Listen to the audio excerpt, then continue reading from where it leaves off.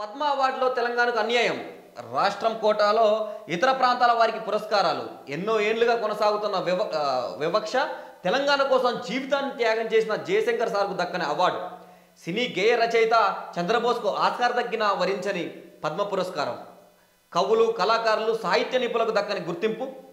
కేంద్ర నిర్ణయాన్ని తప్పుపట్టిన సీఎం రేవంత్ రెడ్డి. సేవ, కళలు, వైద్య రంగంలో విశేషంగా కృషి చేసిన వ్యక్తుల సేవలు గుర్తించి వారిని మరింత ప్రోత్సహించేందుకు భారత ప్రభుత్వం పద్మ అవార్డుల పేరుతో సత్కరిస్తున్నది. దేశానికి స్వాతంత్రం వచ్చిన తొలినాళ్ళ నుంచి ఈ పద్ధతిని అమలు చేస్తుండగా తెలంగాణ రాష్ట్రంపై మొదటి నుంచి వివక్ష కొనసాగుతుంది. ఉమ్మడి రాష్ట్రంలోనూ ప్రత్యేక తెలంగాణ రాష్ట్రం ఏర్పడ్డాక కూడా రాష్ట్రం పట్ల వివక్ష కొనసాగుతూనే ఉంది. తెలంగాణలో మొదటగా పెండ్యాల సత్యనారాయణ రాజు సివిల్ సర్వీస్కు 1954లో పద్మభూషణ్ లభించింది. ఆ తర్వాత 1957లో ఆత్మారాం చంద్ సివిల్ సర్వీస్కు పద్మశ్రీ లభించింది. అప్పటి నుంచి పలువురికి రాష్ట్ర జాబితాలో మిగతా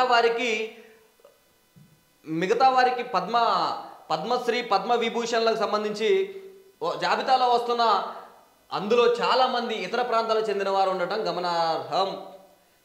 అయితే ఇక్కడ ఏం చెప్తున్నారంటే సీఎం రేవంత్ రెడ్డి గారు పద్మశ్రీలో పద్మవిభూషణ్, పద్మ అవార్డులు ఏవైతే ఉన్నాయో ఆ పద్మ అవార్డ్స్లో తెలంగాణకు అన్యాయం జరుగుతుంది.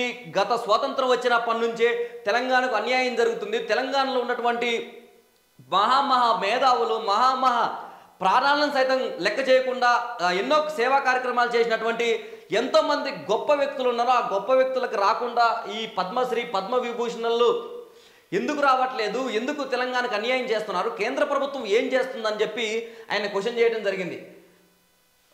ప్రొఫెసర్ జయశంకర్ను పట్టించుకోరా, తెలంగాణ ఉద్యమకారుడిగా ప్రత్యేక తెలంగాణ కోసమే జీవితాన్ని త్యాగం చేసిన ప్రొఫెసర్ జయశంకర్కు ఇప్పటివరకు పద్మ అవార్డు దక్కలేదు. ఆయన కాకతీయ యూనివర్సిటీ వీసీగా పనిచేశారు.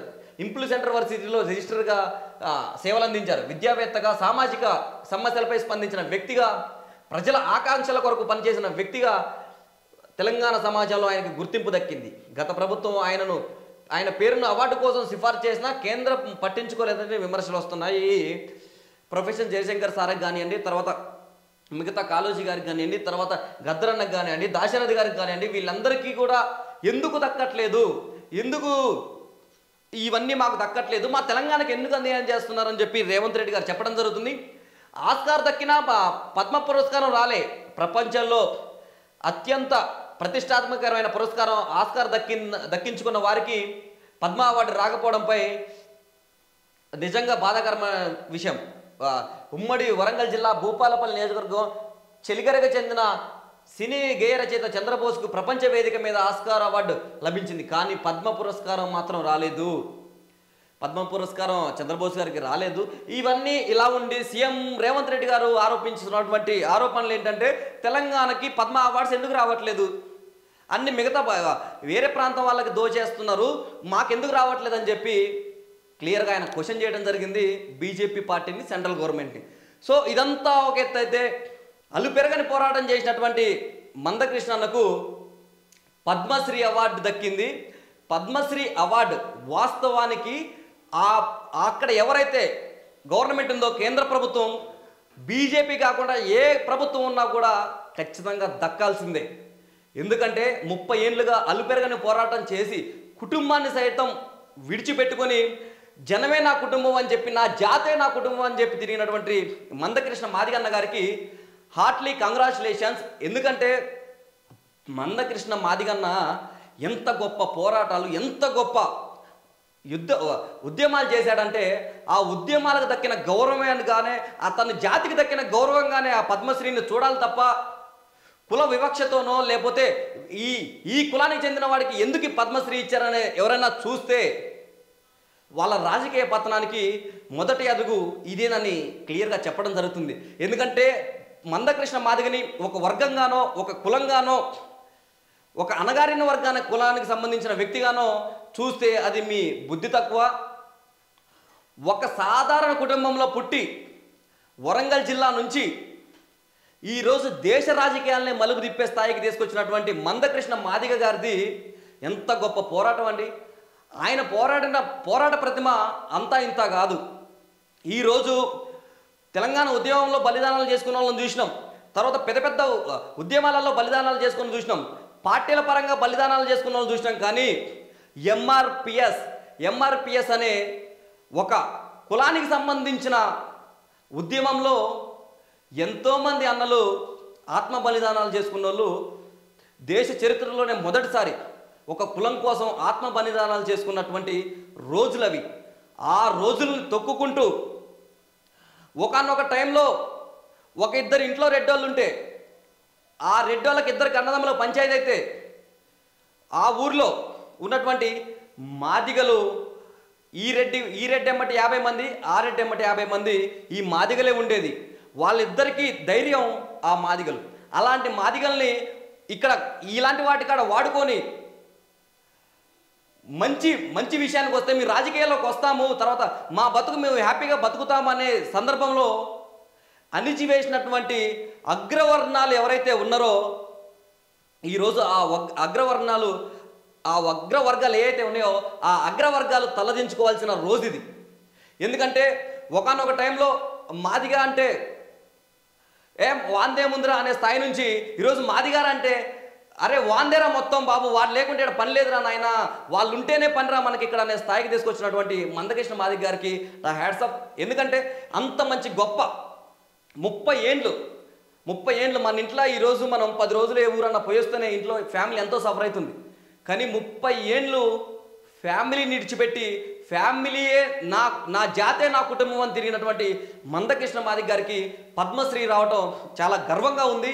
వాస్తవానికి ఆయన్ని ఏ కులాంతోనో ఏ మతాంతోనో తర్వాత ఏ రాజకీయంతోనో పోల్చాల్సిన అవసరం లేదు.